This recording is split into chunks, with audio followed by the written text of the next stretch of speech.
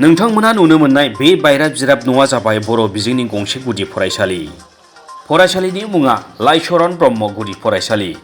नोंथांमोना हमनो हाखाबाय जानांगौ फरायसालिनि थासारिखौ। बिटिआर एबा बर'फोरनि जायगायावनो, बर'फोरनि खुंथाय थानाय जायगायावनो फरायसालिनि बायराब जिराब थासारि। दैज्लां फैबाथाय फरायसालियाव क्लास खालामनो जिंगासिनांगौ जायो फोरोंगिरिया। एसे अखा हाबानो दै जायो फरायसालियाव। तामुलपुर जिल्लानि बेन्दोंआव थानाय 1990 मायथाइयावनो गायसनजानाय तामुलपुर बिअ सिंनि सोनाब नावकाटा ओनसोलनि बालाफारा गामिनि लाइचरन ब्रह्म गुदि फरायसालिनि आथिखालनि थासारि बियो। बर'फ्रा बिएससि, बिटिसि आरो बिटिआर गोरोबथा खालामखांनायनि उनावबो बर' बिजोंनि फरायसालिनि बेबादि दुखुनांथाव थासारिया थारैनो साननो गोनां बाथ्रा। बिपिएफनि 17 बोसोर खुंथाय समाव फरायसालिया जौगाखाङासै। आथिखालनि इउपिपिएल दैदेननाय सोरखाराबो 2 बोसोर जानोसैब्लाबो फरायसालिखौ फोसाबनायनि राहा लानायखौ दासिमबो नुनो मोनाखै। फरायसालि न'नि थासारिनि थाखायनो गथ'फोरनि बिमा-बिफाया बे फरायसालियाव मुं थिसननो नागिरा होनना फोरमायो फरायसालिनि फोरोंगिरिया। नावकाटा पश्चिम नावकाटा ओनसोलाव बालापारा सुबाद लाइचरन ब्रह्म गुदि फरायसालि आरो এইখন স্কুল আমাৰ 1990 চনতে স্থাপিত হৈছে আৰু 2013ত চৰকাৰে গ্ৰহণ কৰিছে।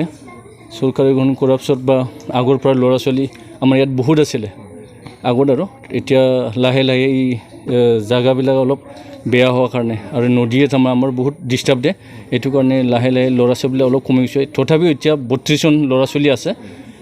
আজিলৈকে আমি ইয়াত চৰকাৰীভাৱে একো অনুদান পোৱা নাই। বিভাগীয়ভাৱে আমি জনালোঁ, কিন্তু আমি আজিলৈকে একো পোৱা নাই। ঘৰটো হোৱা নাই আপোনালোকৰ? ঘৰ হোৱা নাই। বাকী এনেই ৰান্ধনী ঘৰ বা এই কেইবাটো হৈছে, লেট্ৰিন চলি আছে।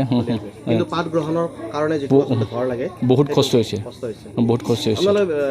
বিভাগীয়ভাৱে যোগাযোগ কৰিছে, কি কয় তেওঁলোকে? তেতিয়া হ'ব বুলি কয়।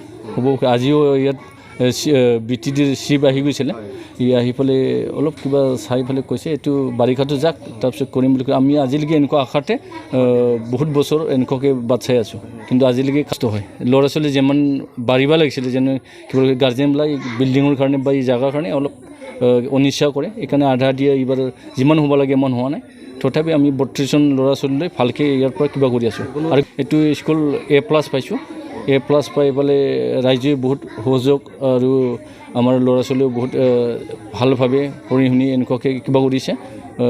গুণোৎসৱত আমি ভাল নাম ৰাখিছোঁ। আৰু ইয়াৰ পৰা আমি আজিলৈকে যিমানবাৰ কিবা দিছোঁ, যেনে বৃত্তি পৰীক্ষা কিবাকিবি ইয়াৰ পৰা পাছ কৰা আছে। আৰু ইয়াৰ পৰা উচ্চ শিক্ষা লৈ মানুহবিলাক বহুত ভাল কামত আগবাঢ়ি গৈছে। কিন্তু আমাৰ স্কুলখনেই এনেকুৱা হৈছে, এইটোৱেই বেয়া লাগিছে আমি। मख'जाथावदि आथिखालनि बिटिसिनि गाहाय मावफुं सोद्रोमा प्रमद बर' बिथांनि आखायावनो दङ सोलोंथाइ बिफाना। बे दुखुनांथाव थासारियाव थानाय बर' बिजोंनि फरायसालिखौ फोसाबनायनि बिथिङाव बिटिसि खुंथाय एबा सोलोंथाइ बिफाना मा राहा लायो बेखौ समावसो नुसिगोन।